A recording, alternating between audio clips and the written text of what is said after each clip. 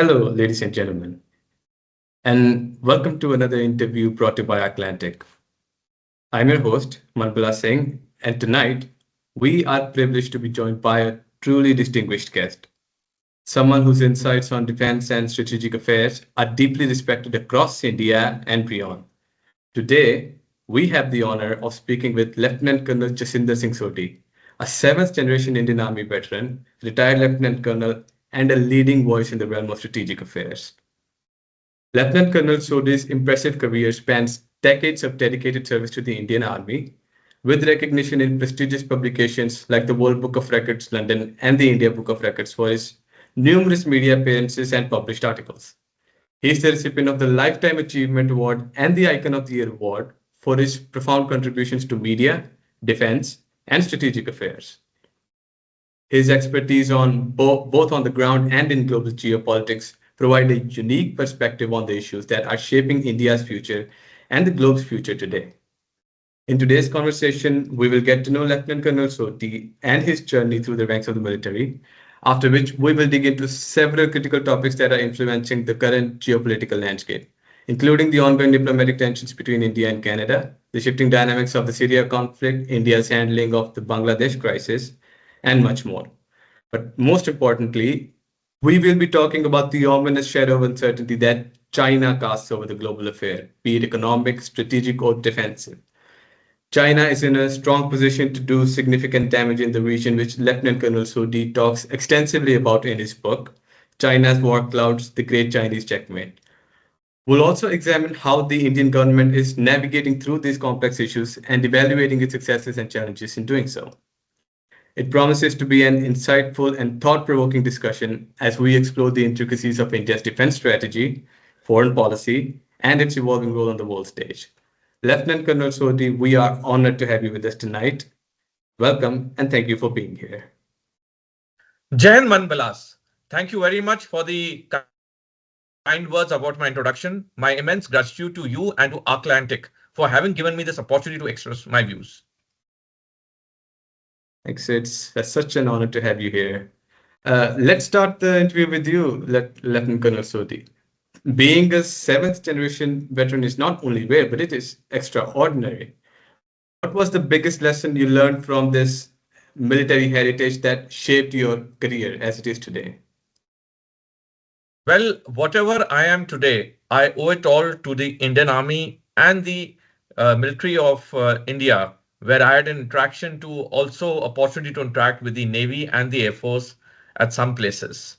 Of course, I've done my training, my 3-year basic training in the National Defense Academy, Khadakwasla, which is a tri-services training academy where cadets for the Army, Navy, Air Force are trained together.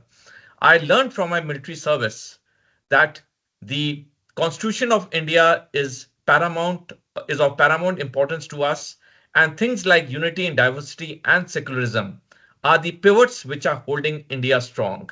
In my entire career and in my 13 years of retirement, I took voluntary retirement in the year 2013. My 11 years of voluntary retirement, I have always respected all religions. I have never spoken against the Constitution. I have respected Indian laws. And this, I think, is the biggest takeaway or the biggest learning that I had in my entire training and in my service career. So having such a distinguished history of military service for yourself and in your family, it must come along with heaps of expectations and pressures. How did those expectations shape your personal goals and aspirations? Well, there were no expectations from me and there were no pressures on me from my family side. It was my own decision way back when I was in class 8th that I wanted to join the army because I had seen my father, my grandfather all donning the army uniform, and there was no other choice for me except to wear the uniform that I had been seen wearing. So from my class 8 onwards, I started preparing for the National Defense Academy Khadakwasla exam, and I put in my heart and soul in it, and God was kind, my efforts paid up, and I was able to join the National Defense Academy Khadakwasla on 2nd of January 1988. After that, in service also, there was no pressure of any kind on me. I did various courses of instruction. I did well in all of them. And then when the time came to take a decision whether to continue or to take voluntary retirement, I decided in my own wisdom at that time to take voluntary retirement and join the civil street. And I started working in the corporate for 3 years. Then I ran my security agency, which the army gives to every retired veteran in order to settle them in the civil world. And thereafter, my media break happened, and here I am in front of you. So, seeing your father and your grandfather donning those uniforms and witnessing your family's duties, how did that shape your perspective towards military service and a duty towards the nation?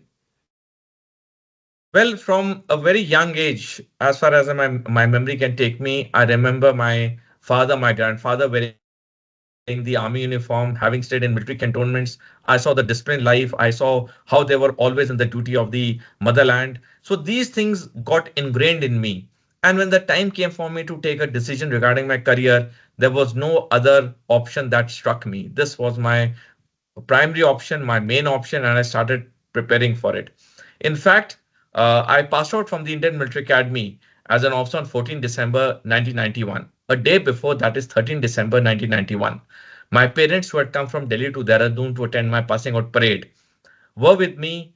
The next day was the passing out parade, and that evening on 13 December, my father asked me, "Are you sure you want to join the army?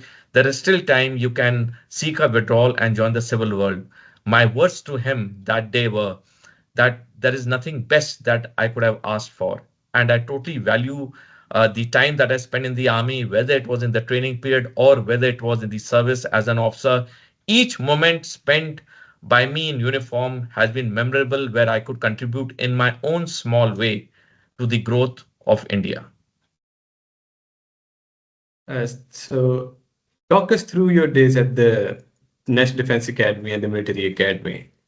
What were some of the fond memories, or are there some people that stand out still you remember fondly today?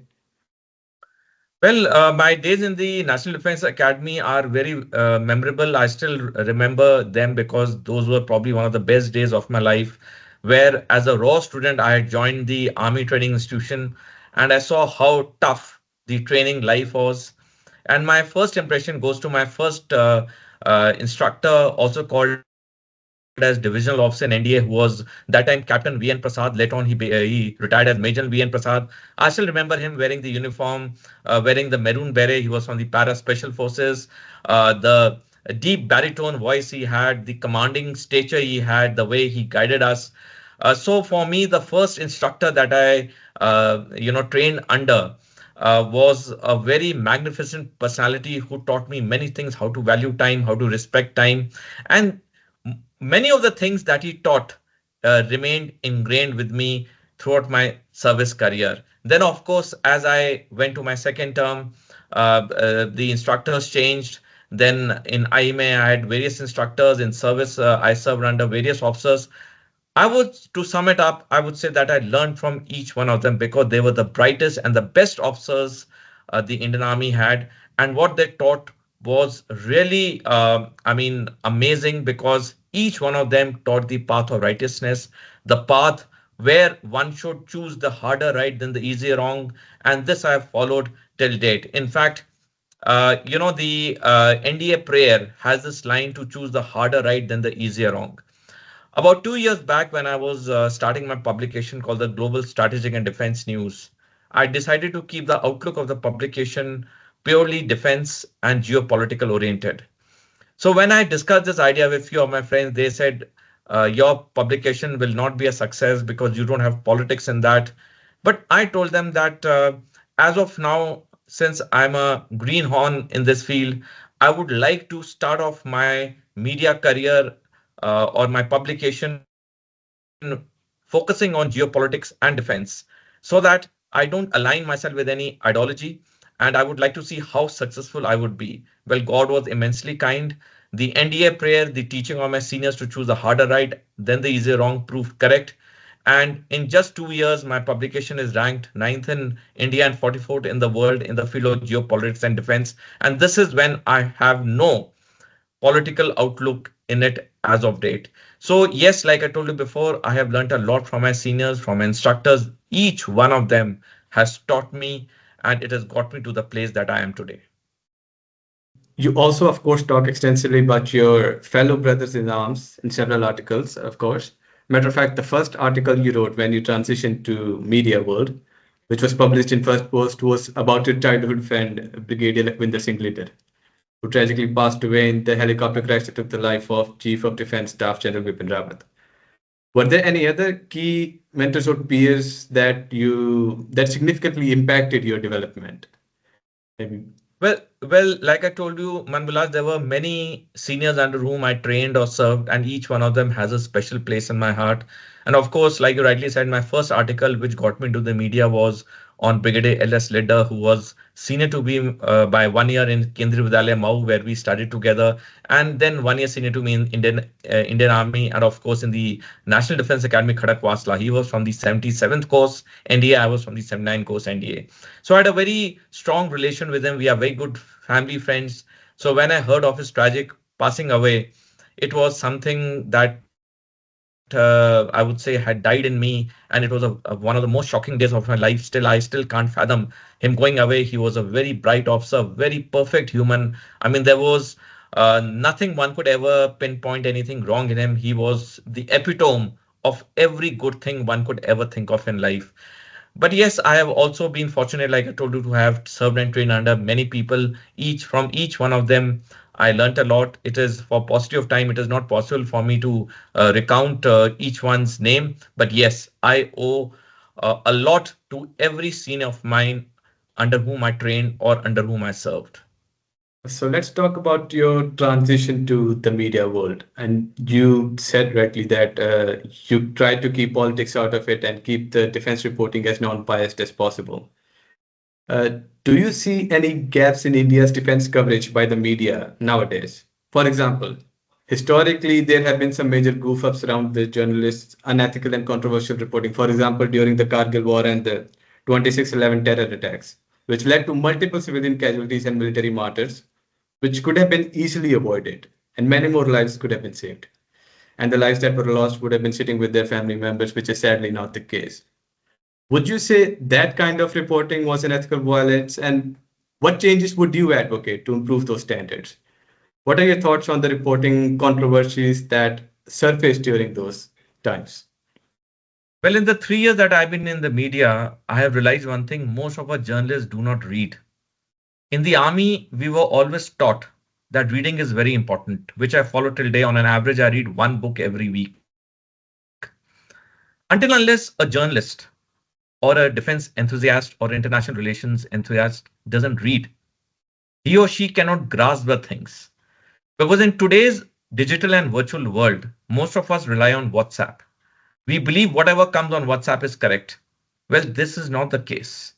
As we read more and more, and here I would like to stress, it is important to read from politically non-aligned authors. This word I would like to stress, it is because once you read books and articles of politically non-aligned authors, you get both the sides of the particular issue. And then it is your judgment, your understanding, what you would feel is the correct answer to be given. Like when I entered the media, I had no exposure to the national media. One article got me to the print media, and then 2 months later, the Russia-Ukraine war started. That day, I got a break in the electronic media. And to be frank, which I've written in my book also in the beginning, I had no idea that Russia had invaded Ukraine that day. But I just spoke out of my common military sense, and thereafter channels started calling me. And today, of course, I read a lot. But each time that I have come on TV or I have given my articles for the print media or my comments for the print media, I have always not aligned myself to any ideology. I have given the facts as they are. I left to the readers and viewers to decide whether they agree with me or not. Coming to the point of the journalists in India, like I said, most of them do not read. And because they don't read, their reporting is reflected in that sense. Because if a journalist reads, he or she can understand the gravity of the issue that is being written upon or is being discussed on the electronic media. Sadly, when I see most of the Indian TV channels, the anchors come with a preconceived, prefixated mindset on how to take the discussion forward. And anyone in that panel who is opposing the anchors is not given much time to discuss that issue because they feel that this person will speak against the narrative that you want to set. Well, this I would say is very detrimental because the electronic media or the print media or the podcast shows like yours, all of them play a very important role in strengthening India. It is incorrect to say that anyone who doesn't agree with a certain viewpoint is anti national or is not patriotic. Any person who says against a given viewpoint is equally patriotic, is equally nationalistic, because that person is speaking with a lot of conviction after having read and researched a lot. So we have to be firstly open to both the sides of an issue that is being discussed. As far as certain unethical things which are done by the journalists, by some of the journalists, not all, by some of the journalists, well, the world or the country sooner or later has started realizing it. So the point that I want to make is anyone who wants to enter the media, anyone who wants to be a defense or an international relations expert, please read, read, read, and read. There's no shortcut to that. The more you read, the more your ideas will get clear, the more you'll be able to see things from a different prism. And this is the reason why, like I told in the beginning of this question, in the army, it is always encouraged for everyone to read. In fact, when I got commissioned, there was a tradition in my regiment that if an officer went even on a day's leave, on rejoining after leave, the officer had to present a book to the officers' mess library and had to give a presentation, a book review on the book the officer had presented. So there was no way the officer could, speak on the book without having read it. So this was ingrained in us, and which I find very helpful to me. And this is the reason that, I'm on numerous international national channels. My articles are published in many Indian and foreign print publications. Like you rightly said in the beginning, I feature in the World Book of Record London and the Indian Book of Records for my media experiences. So this all I owe to the immense research and reading that I do. Talking about reading, sir, actually, this is something I would reveal that you gave me the advice to read your book thoroughly, and I did, and it certainly paints a very grim picture of the future regarding how China is ready to basically wage a definitive war against this in this region, which it is bound to win. So let's talk a little bit about that. One of the biggest questions, of course, is about its big looming clouds of war. It was announced in an article of the state-controlled media that China will wage 6 wars in the future. The unification of Taiwan in 2027, the signs of which are already visible in the increased activity of China in Taiwanese waters. The war for the Spratly Islands, which are a disputed archipelago off the coast of the Philippines, Vietnam, and Malaysia. And this is the most alarming, that a two-front war on India in 2035, which China will wage along with Pakistan. And after that, the war to recover the Delta and Ryukyu Island, which are Senkaku and Okinawa in the modern times under Japanese control. Then they would wage a war to unify Outer Mongolia, and then a war to recover the territories that were seized by Russia. Now, in your book, China's War Clouds, you talk extensively about the first 3 wars. Can you give us an overview on why you think that China is very confident in its victory in each of these? Well, as of now, with all the information available in the public domain, China is way ahead in its military preparedness. And in my book, I've assessed the first 3 wars because I've written in the book that I would be writing a sequel to this book in 2035 after these 3 wars. And I sincerely hope that these 3 wars do not happen so that I don't have to write a sequel. Because if these 3 wars happen and China is able to win these wars, it will be disaster for the rules-based world order, and world peace. So sincerely, I hope that the wars don't take place, and hence I don't have to write the sequel to this book. But the fact remains that China, the way it is building up its military might, is actually a cause of deep concern. Why would a country build up its military might in such a tearing hurry when it knows that no country in the world can dare ever attack it? Not even USA can dare attack China. So China fears no one. So why is it increasing its military might? Definitely it has got military aims.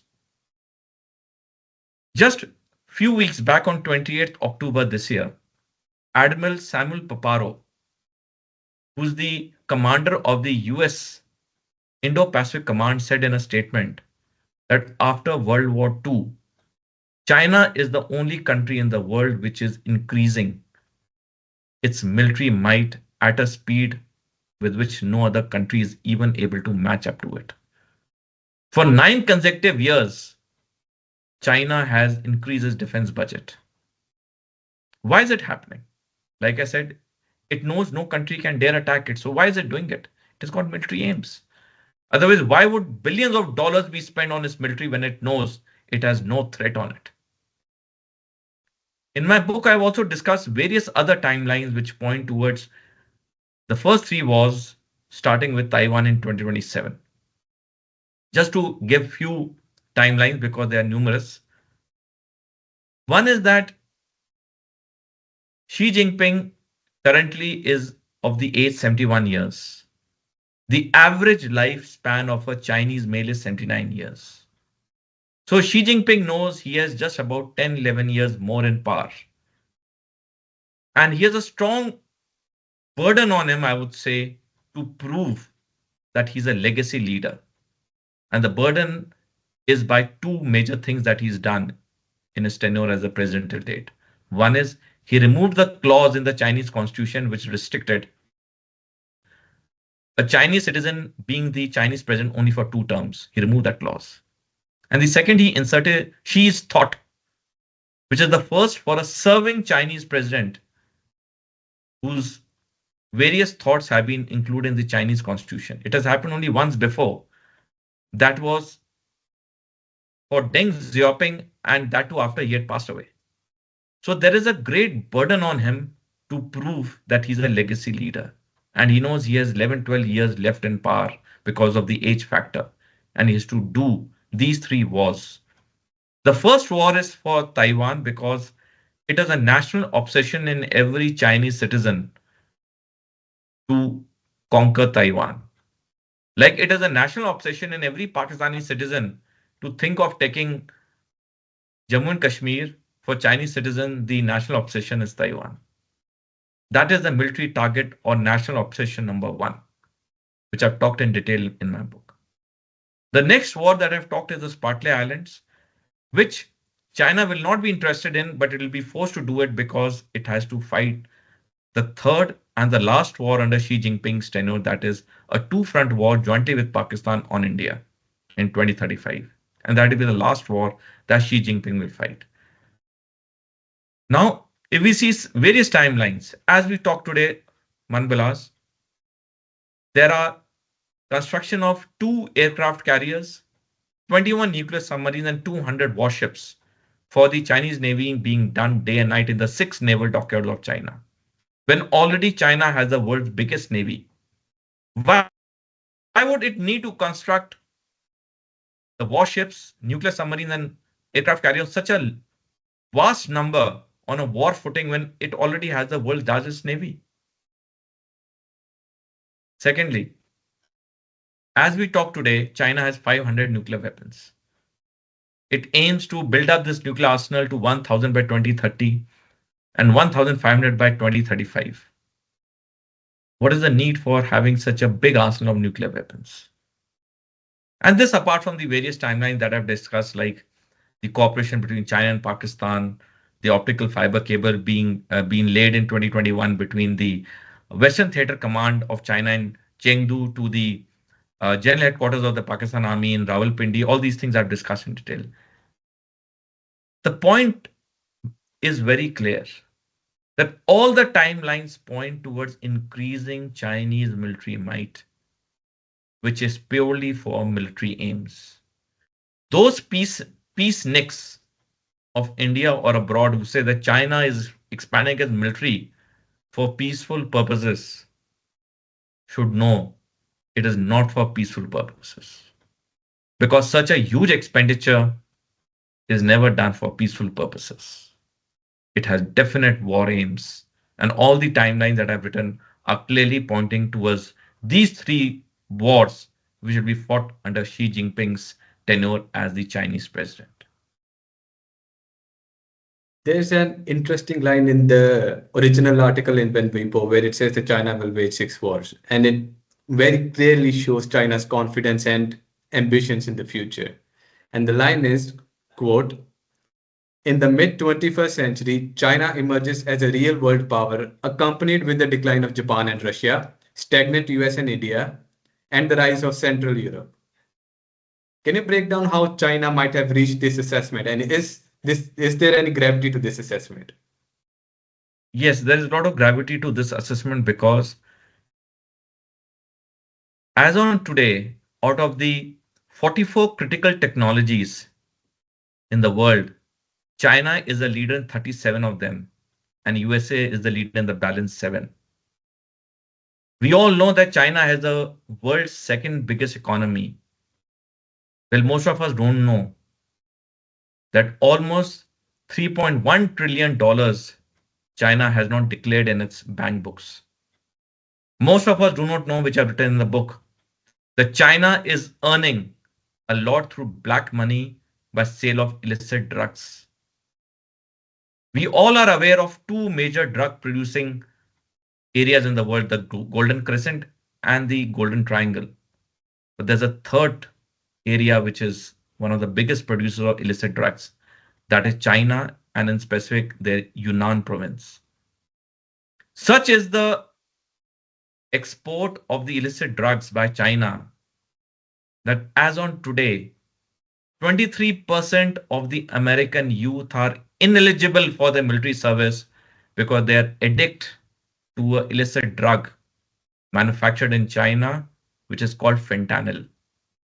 And if we remember, just few weeks back, Donald Trump, the newly president-elect of USA, said that if China doesn't rein in sending fentanyl to USA, he'll increase tariff on Chinese goods by 25%. In India also, the drug menace has shot up tremendously. In the year 2007, India had 2 crore illicit drug users, which increased 5 times in just 15 years to 10 crores in the year 2022. Like USA has fentanyl, in India we have a drug which is called chitta, which in Punjabi means white. That drug is white in color. So China is earning a lot, be it by the black money route or the white money route. It is the manufacturing hub of the world. So China is not in economic distress as some of the Western media is trying to make the world believe. With deep pocket that China has, like I said some time back, it has increased its defense budget for 9 consecutive years. So all these are very simple pointers that firstly, there is no economic turmoil in China. It has enough money. Whether it reflects on the bank books or not is another question. And secondly, by way of technological advancements, it has overtaken USA. Here I would like to quote one parameter which I have written in my book. What has made China what it is today, which many countries in the world should learn. Though China is an enemy country, I have no qualm in saying it's an enemy country because, in my view, China and Pakistan are enemies of India. Because of these two countries, we have lost many soldiers, many citizens. But still, like I said, there's something to learn from China. It is how have they reached this level, which I've written in my book. There are 3 major things. One is they have a single political party system, which is not possible in democracy like India and USA. The second, they've kept religion within the 4 walls. They've kept religion as a private affair. And third, all the plans and policies are implemented in a specific time frame. Let me give you an example. In 2015, Xi Jinping came to know that there is not even one Chinese university in the top 500 in the world. So he launched world-class 2.0 program, in which his aim was that by 2030, at least two Chinese universities should come in the world's top 500. Well, last year, that is 2023, two Chinese universities have come in the top 10 of the world. So this is how they implement the plans and policies. They have accountability and responsibility. If a person is made in charge for a particular plan or policy, either he performs or the person is sacked or disciplinary action is taken. Most of the democracy in the world, they announce grandiose plans, but after some time, they also forget, the media also forgets, and the thing goes into cold storage. So if any country has to be like them, these are 2 points which we have to emulate: keep religion a private affair and implement all plans and policies in a specific time frame. And coming to the article you mentioned, we all know that in China, no person can speak or write without the approval of the Chinese Communist Party. So article of this nature appearing with definite timelines clearly had the approval of the Chinese Communist Party. And another thing to learn from China is that whatever they want decades ahead, they put in the public domain. They have a national security strategy in the public domain. Because once you have a national security strategy in the public domain, you put your goals in the public domain. Every organ of the country, be it government, be it private, corporate sector, or a common citizen, knows that they have to work jointly towards achieving that goals. So there are some things which all the countries of the world need to learn from China. So, talking about the US strategy, one of the things that we need to learn is from its one-party system. Like you rightly mentioned, one of Xi Jinping's strategies have been to endorse absolute loyalty and quash any dissent within the country and within the CCP. These include the strictly regulated media and the stern media laws and the suppression of foreign media reporting. China has been known to crack down on any foreign outlet that is reporting in the country. And also, there's the most recently the rigorous anti-corruption campaign that has seen even Xi Jinping's most trusted loyalists face disciplinary action. Most recently, his admirable, which was considered to be very trusted in the army, he had faced disciplinary action in light of the anti-corruption campaign. Could you share your thoughts on that? And is there a need to focus on this potential internal dissent that is uh, popping up in the country's ruling party? See, the first part of your question, China has a single political party system right from the time its civil war ended in 1949. No other democracy in the world can emulate it because all democracies have two or multi-party system. So that is very unique to China because they have followed this model from decades back. For democracy like India, USA, changing to a single political party system is just not possible. Second is their zero tolerance attitude for corruption. Be it a defense minister, be it an army chief, they have zero tolerance, which I believe is very good. If we remember, when Singapore had got independent, it was one of the poorest countries in the world. The first prime minister decided that I will not tolerate corruption. And one of his ministers, who had gone on a foreign holiday sponsored by a business house, the day he landed back in Singapore, he was dismissed. And that is the kind of zero tolerance country like Singapore have. That is the kind of zero tolerance China has. Because corruption is endemic. It eats a country from within. We see breaking news coming of high profile corruption cases, and after a few days, few months, few weeks, suddenly the things get away from the limelight, or suddenly they are closed. I mean, how is it possible? On one day, there are big press conferences giving all details about the person being corrupt, and after a few weeks, suddenly is the most honest man. We need to set this thing right. I agree for every political party, being in power is important. And that's a primary goal. And there's nothing wrong. Every person, you and me, want to be successful in life. There's nothing wrong in it either. But to win elections by such means, or to win elections by making the country weak internally, will do more harm in the times ahead. At that particular time, you may win that local or national elections, but it is going to eat the country like a termite. So we have to have a rethink. It is fine to lose in life. It is fine to lose election. It is fine to not be successful in everything that you're doing.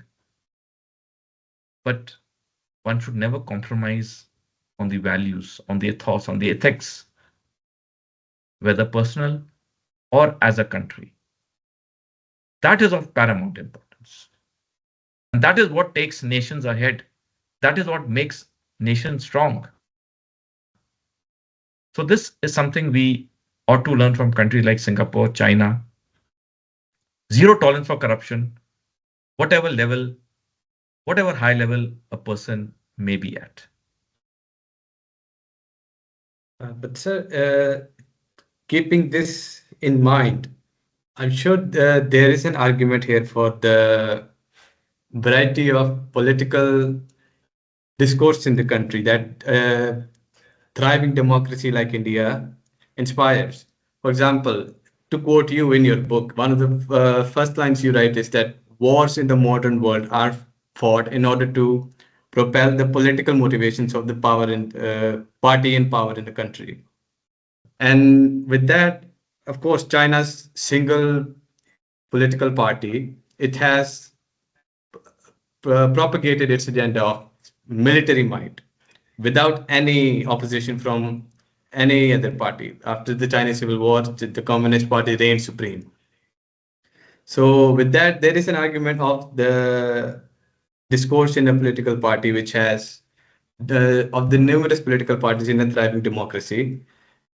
What are your thoughts on that? Well, democracies can also have political aims. They can also have military aims. There's nothing wrong in that because it is up to the country's leadership to decide. But like I said earlier, everything should be in the public domain. Have a national security strategy in place in the public domain. Let everyone know what our national objectives are. And this many democratic countries have this national security strategy in the public domain. The biggest example is USA. So there's no harm in having political aims. And like you rightly said, I've said in my book that the military aims are a offshoot of the political aims because military is under the political leadership of a country. So we have to be clear what we want. We have to be clear as a nation what are our military aims, who are our enemies. On one hand, we talk about China as a adversary. On the other hand, our year-on-year trade is increasing with them, which I've written in my book. We all know that the Galwan Valley clash happened in June 2020, in which 20 of our brave soldiers of the Indian Army were killed by the Chinese army. That time, our trade with China was 87 billion American dollars. It is an irony that after 2020, year on year, our trade with China has increased. Last year, trade with China was 136.2 billion American dollars. What most of us don't realize is that every dollar that we are trading with China, part of the dollar China is using to strengthen its army, which will attack us. So indirectly, trade with China is strengthening their army.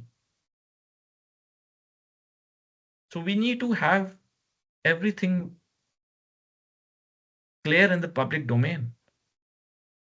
Our entrepreneurs like importing from China because they make more profits there.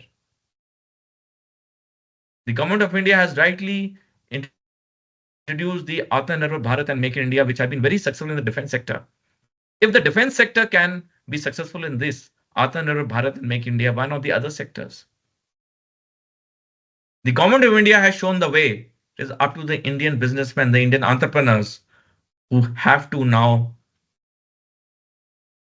work to make these schemes successful in other sectors too. They should be ready to forego large profits which accrue by importing from China, and be contented with having lesser profits by making in India. Today, we all say boycott Chinese goods. That's a very nice catchphrase. But is it really practical in today's scenario? As per a report, as per a study which I've quoted in my book, 90% of the Indians earn less than 25,000 rupees a month. Now, when a common Indian citizen goes to purchase anything in the market, 9 out of 10 things on the market shelf is made in China. What can that person do who's earning just 25,000 a month? He'll purchase the cheapest thing. So even if he wants to boycott Chinese goods, he can't, because our entrepreneurs have not lived up to it. So this is the point that I'm making.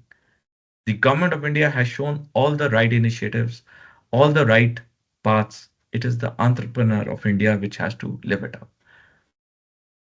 Let me give you another example here.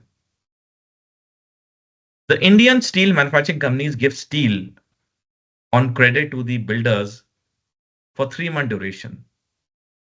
The steel manufacturing companies in China give credit for a 12-month duration.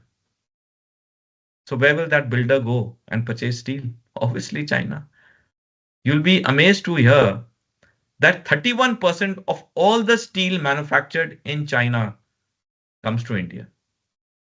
We are such a big market for them. And at the same time, they are increasing the military might to wage a war against us after a decade.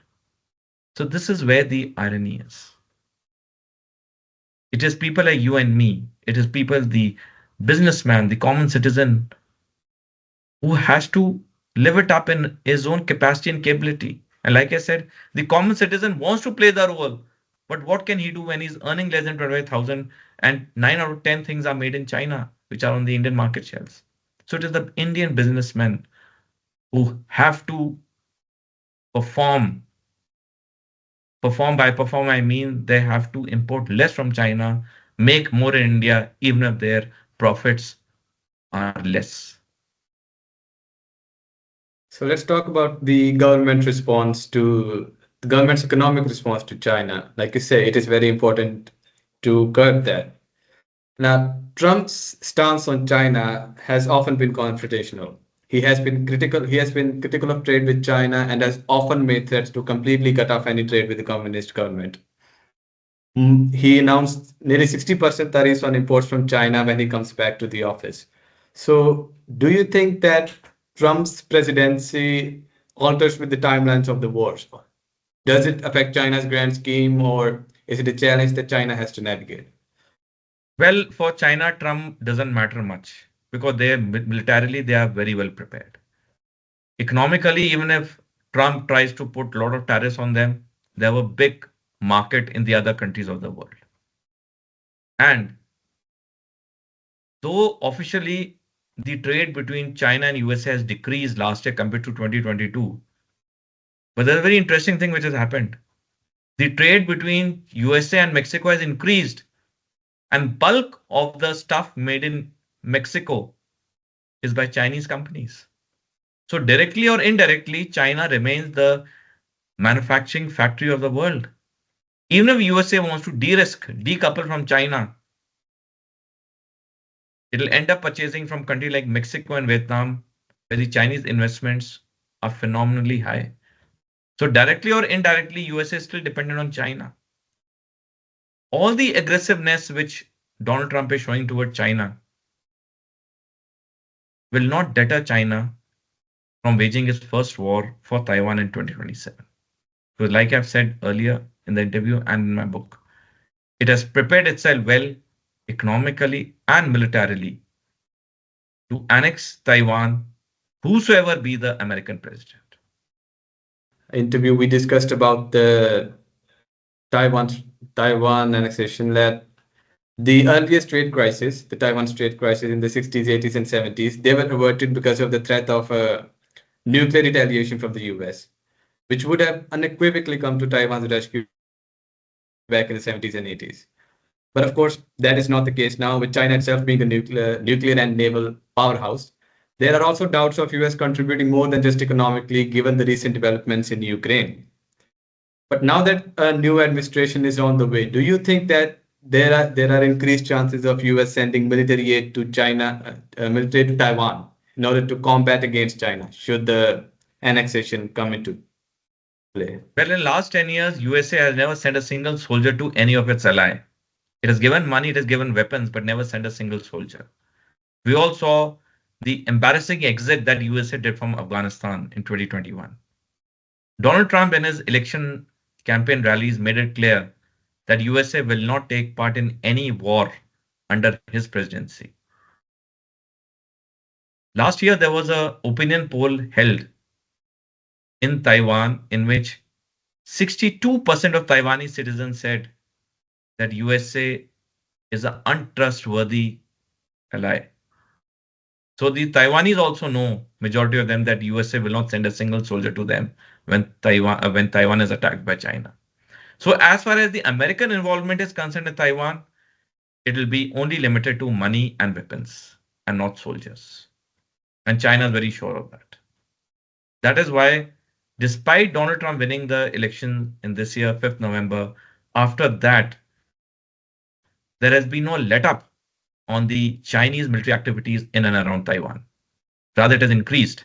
Just a few days back, they came nearest to Taiwan than they ever done before. So like I said, China is not going to get deterred by USA, whosoever is president may be.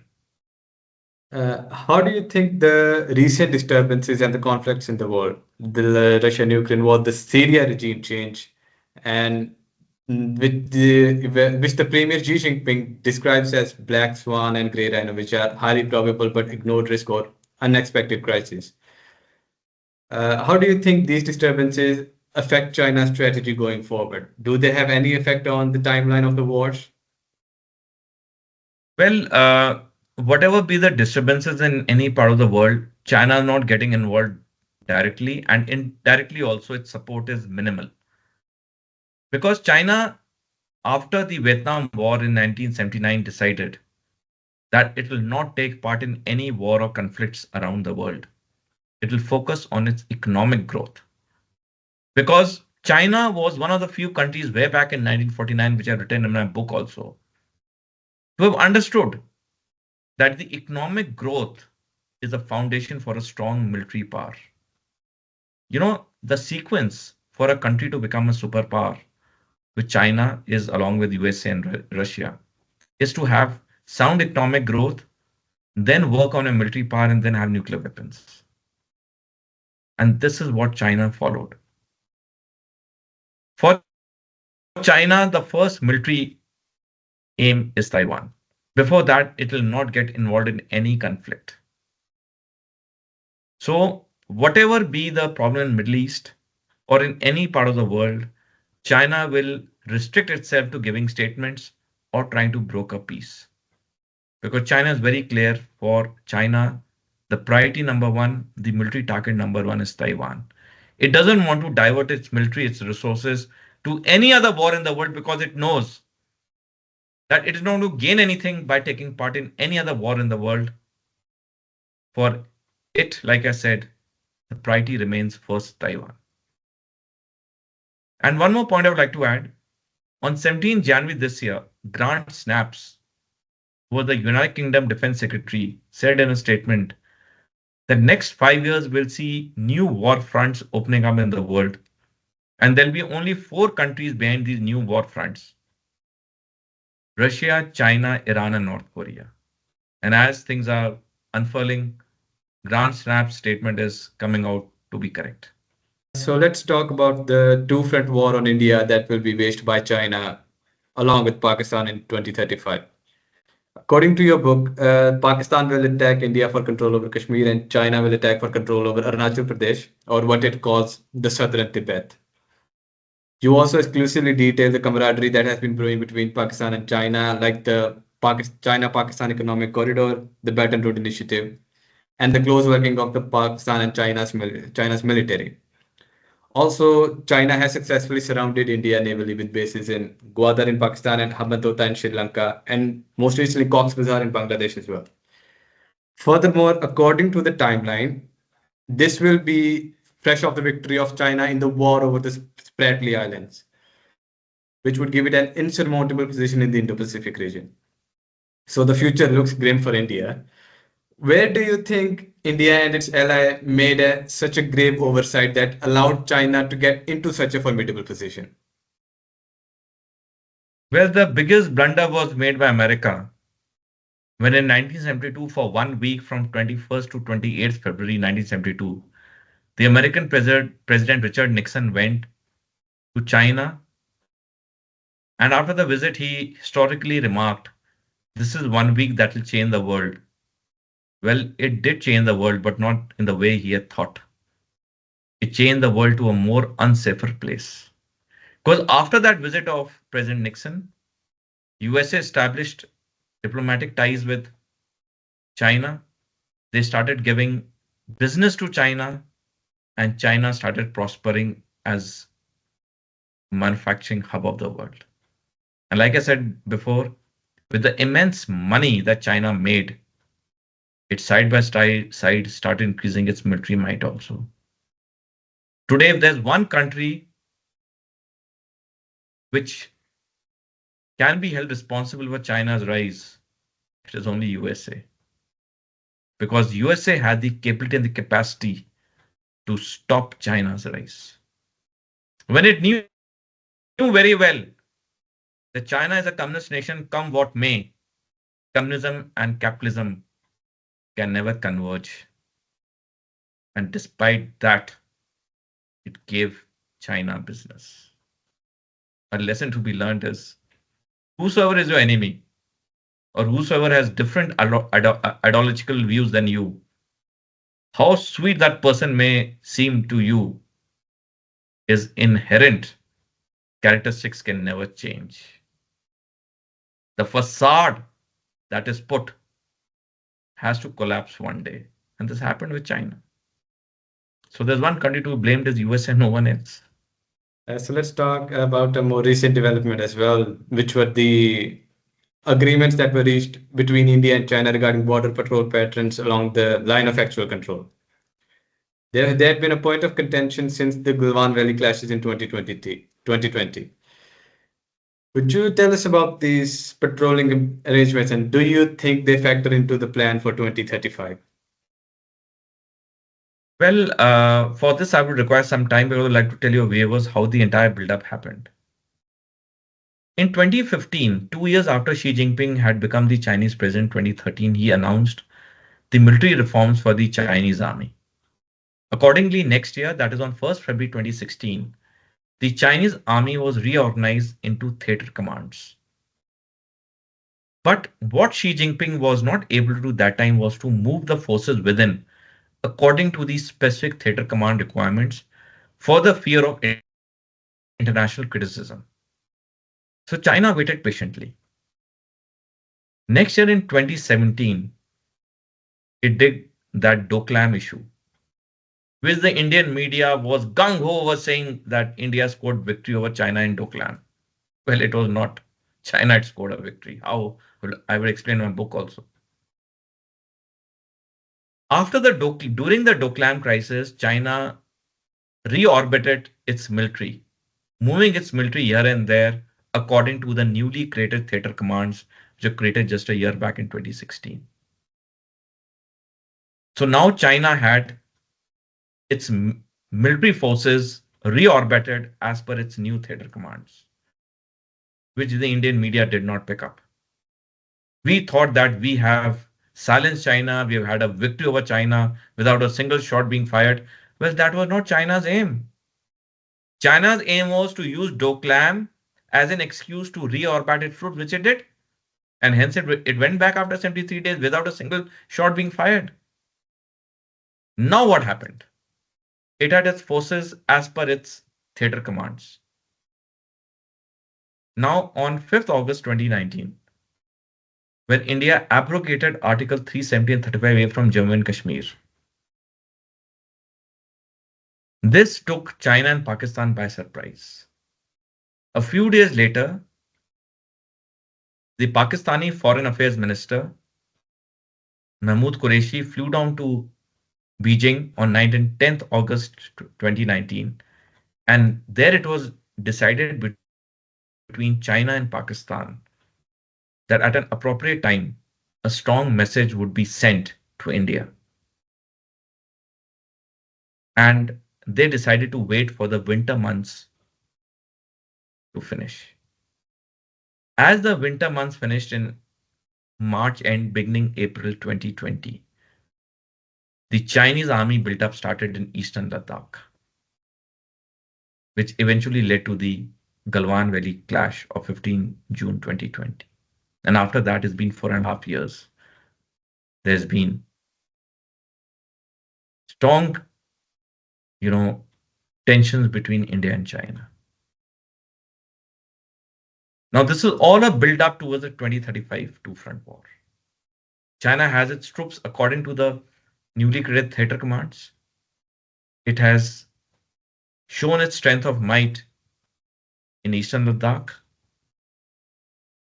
Now, on 21st October this year, Vikram Misri, our foreign secretary, announced disengagement between India and China. Well, this is only a temporary phase from the Chinese side. Because for them, like I said before, their priority one is Taiwan. They do not want to keep both their fronts alive. That is the Eastern Front, which is Taiwan, and the Western Front, which is with India. This peace on their Western Front, which is the Eastern Front, is only temporary.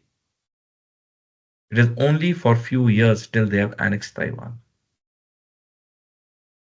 In fact, yesterday, when after our NSA Ajit Doval's visit to China, where he met Wang Yi, the foreign minister of China, and the 6-point consensus was agreed upon. On the same day yesterday, the Pentagon of USA has said that there is no let up on the military buildup by China opposite India. On one hand, they're talking peace, but on the other hand, they're not reducing their military buildup. So it is for us to decipher what their latent objectives are. There's also news that the new arrangements will follow the what they were before the 2020 clashes. Do you think there was a lesson to be learned there that India is not following right now, or is this another oversight that is playing into China's hands? Well, you see, China has this uncanny ability where it provokes you. It provokes a country. And when the country is not able to understand the intention of China, such clashes happen. India never thought that in early April 2020, China would do a massive buildup in eastern Ladakh. But they did it.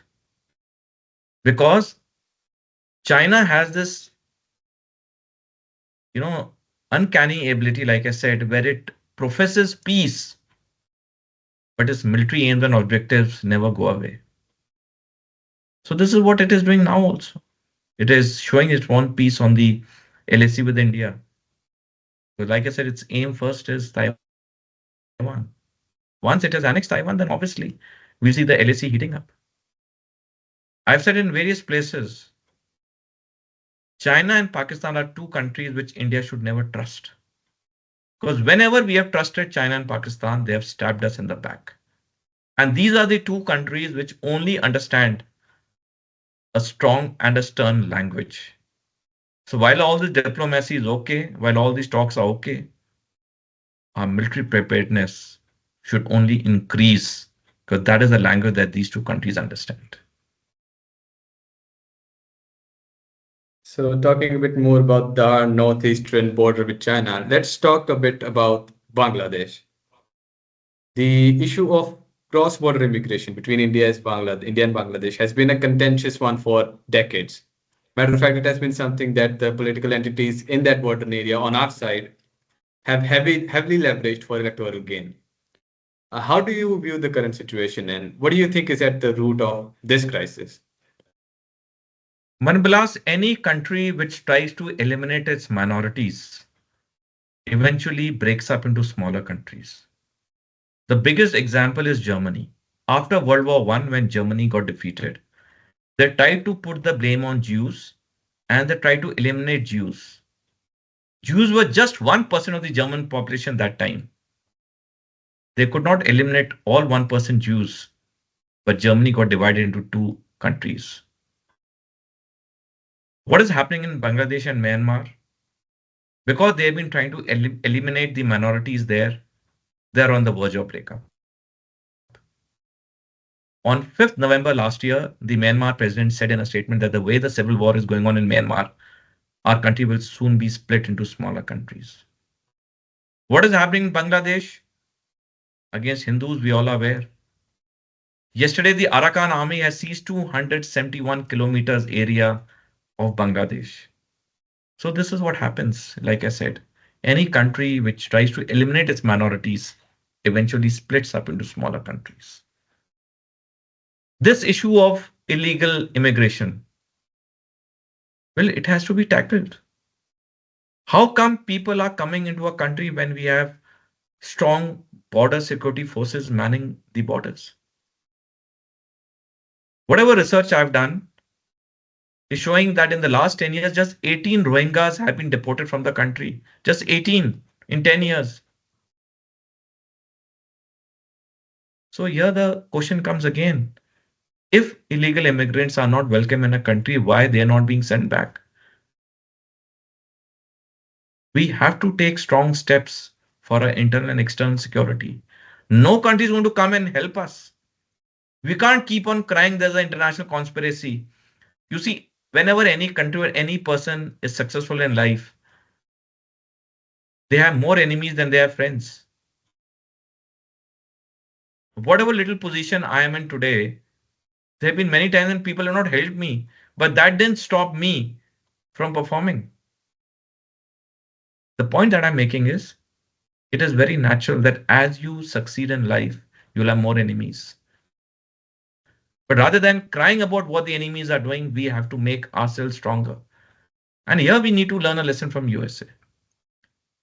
Decades back, when USA came to know that their citizens are being killed the world over because USA had become a superpower, they enacted the Patriot Act, under which they officially and openly go and kill any person in any part of the world who's waging a war against USA or its American citizens. And they do it openly.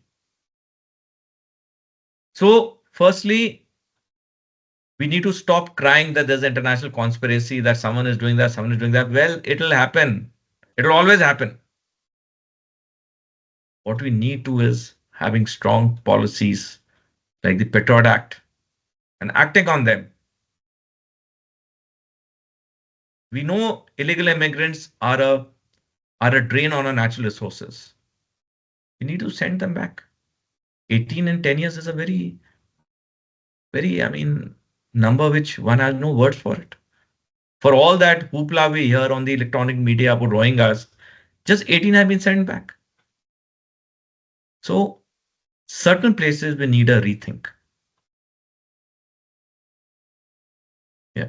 But the Rohingyas face alienation from Myanmar and now even Bangladesh, which has the most influx of Rohingyas as well, and which are not anymore taking them back. And they have urged Myanmar to take them back. And where would they go? Or where would the country even send their community? Because Myanmar is not taking them, even Bangladesh is being apprehensive about taking more immigrants. Well, whichever country takes them or not, it is that country's internal affair. We have to look at our own country. We have limited resources. Any country has limited resources. How many people can we keep as illegal immigrants here? By keeping illegal immigrants here, by having open arm policy for them, we are depriving our own citizens of the basic infrastructure, of the basic needs. So the point that I'm making is humanity is one part of it. But if it is eating or eroding our own resources, which country will help us when our resources get reduced to a significant level? No one will help us. No one helps anyone. What a person does in life is totally his or her own effort. One odd person may give you a break, one odd person may help you here and there. But to think that my career will be taken on top by so and so person 24/7 is simply not possible. The person has to put in the effort. Similarly, any country, especially ours, which is facing a problem like this. Firstly, why are they being allowed to enter? Who's allowing them? Somebody at the border outpost is not doing his job. And then, of course, once they are here, how come only 18 have been sent back? So we have to see what resources we have. We are a developing country. We have so many social responsibilities.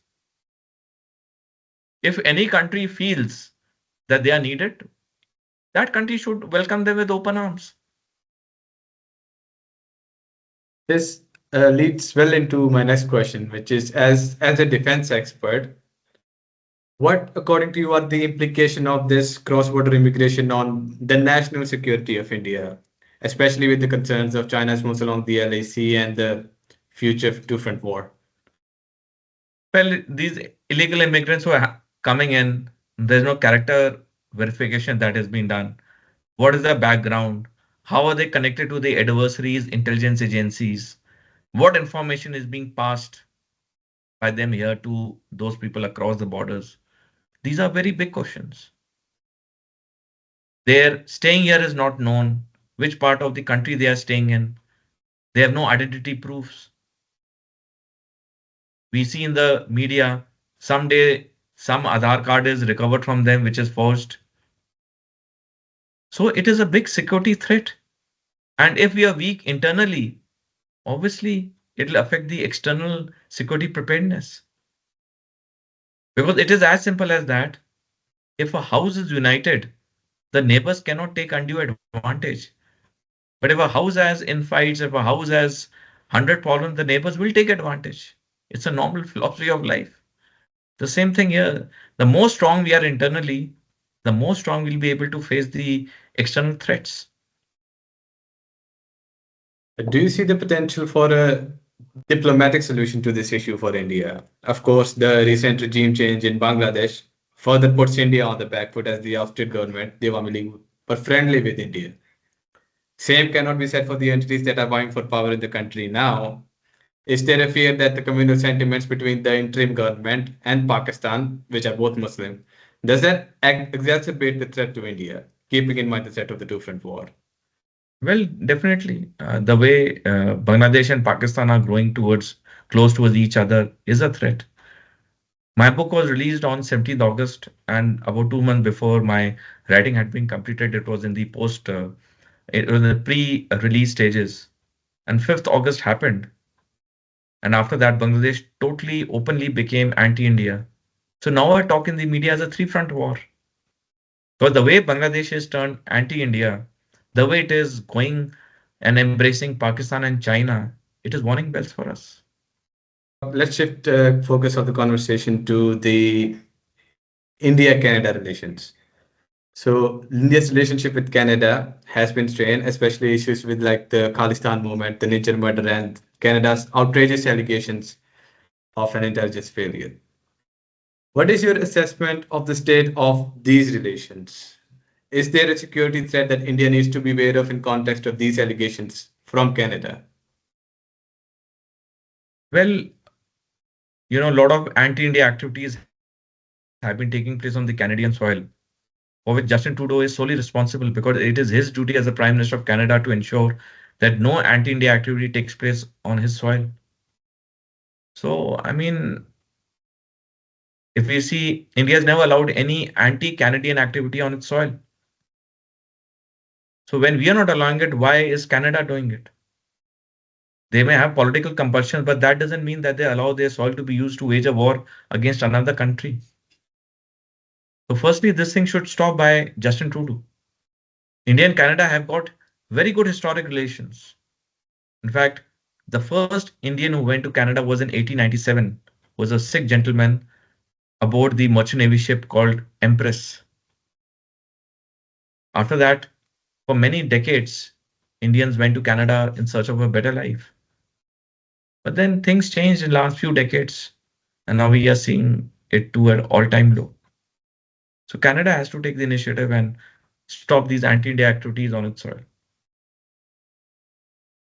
Do you think that Canadian government has taken steps to combat the rise of extremist elements within its border? Not at all. What do you think can be done, and how does that affect India's security interests? Well, Canada can do a lot. It has got good laws. We should invoke those laws, arrest the person who are waging a war on India from their soil. And how it's going to affect India?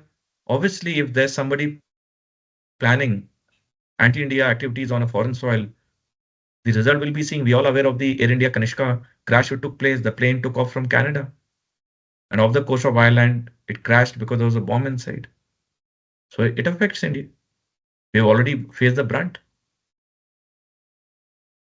So many And what anti-India about the activities which are allegations planned abroad. from uh, Justin Trudeau that it had credible intelligence information which linked the death of Niger to Indian intelligence services? Well, India has always said that, firstly, as a matter of policy, we don't indulge in extrajudicial killings, be it abroad or be it in our own country. Secondly, India has always said that whatever proofs you have, please give it to us, so that if any person has done this in his personal capacity, strict action is taken as per Indian laws. But till date, they've not given any evidence. Yes, they are very quick to make statements in the Canadian Parliament or to the Canadian media, but everything in law hinges on the evidence being given. So now the ball is totally in Canada's court. If you feel that one of our persons was involved, you please give all the evidence. The Indian government has made it amply clear. We will take the action. But for this, we need evidence. It can't be based on conjectures.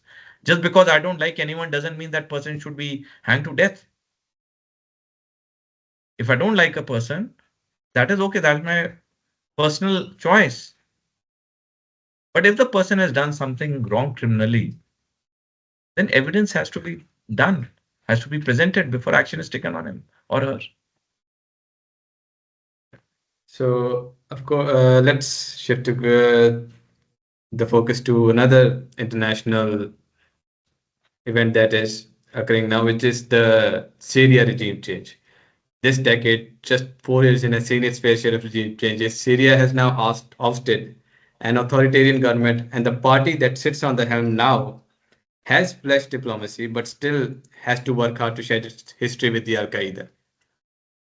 As a military expert, how do you view the external involvement of powers like Russia, the US, and Turkey in the Syrian regime change?